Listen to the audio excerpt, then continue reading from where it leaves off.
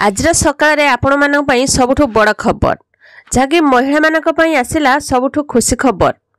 महिला मानक मिलिबो भाउचर। सुभद्रा योजना को नहीं बड़ घोषणा करिसेंती मुख्यमंत्री मोहन चरण माझी।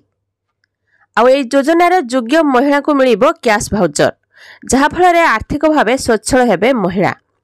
तो आसतु देखा कौन रही संपूर्ण खबर। केबे मिलवा को जाउछि 50,000 भाउचर।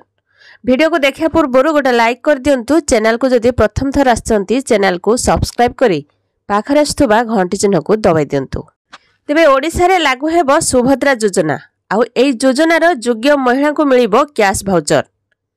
तेबे सुभद्रा योजना पई बजेट रे 10,000 कोटी टंकार व्यय बराद होईछि।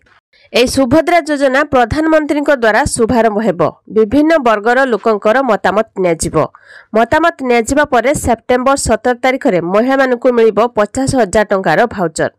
एहा पूर्वरु मुख्यमंत्री मोहन चरण माझी दिल्ली गस्तरे थिबा बेले सुभद्रा योजना को नहीं बड़ घोषणा करथिले।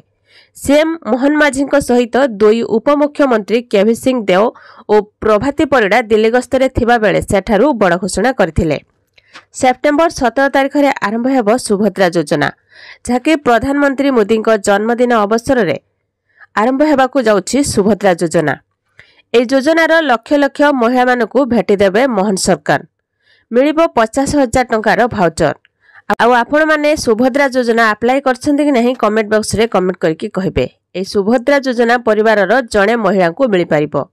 एकरु अधिक महिला को ए स्कीम रो सुविधा मिलिबो नहीं।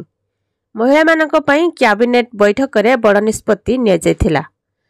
तेबे यह कार्यकारी करबा दिगरे जोरदार प्रयास जारी रखिछन्ती मोहन सरकार। ओडिशार महिला मानक पई सुभद्रा योजना लागू करबाकू प्रतिश्रुति दैथिबा पूर्ण करबाकू जाउछि बीजेपी सरकार। सरकार गठनर 100 दिन भितर सुभद्रा योजना लागू करबाकू नै कथा दैथिला भाजपा, जहाँ वर्तमान पूरा करबाकू जाउछि मोहन सरकार।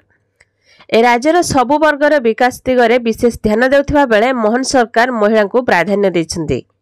ए महिला मानक पई ए होछि सबुठु खुशी खबर। सेप्टेम्बर 17 तारिख रे सुभद्रा योजनार शुभारंभ हेबो।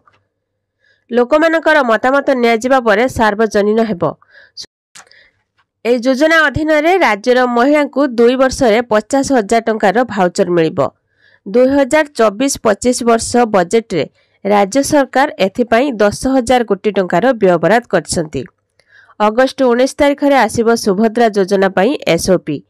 केउ महिला को मिलिबो सुभद्रा योजना, किए हेबे हिताधिकारी, एनेई एसओपी जारी करिबे सरकार। केउ महिला को मिलिबो सुभद्रा योजना, किए हेबे एही योजनार हिताधिकारी, बयस सीमा कोन रहिबो, कोन प्रमाणपत्र आवश्यक, एनेई सरकार एसओपी जारी करिबे। एनेई विभागीय प्रस्तुति चूड़ांत होईछि। कह जाउछि जे आधार कार्ड ही मुख्य परिचय पत्र भावे विवेचित हेबो। एहा पूर्वरु सरकार एसओपी जारी करिबे।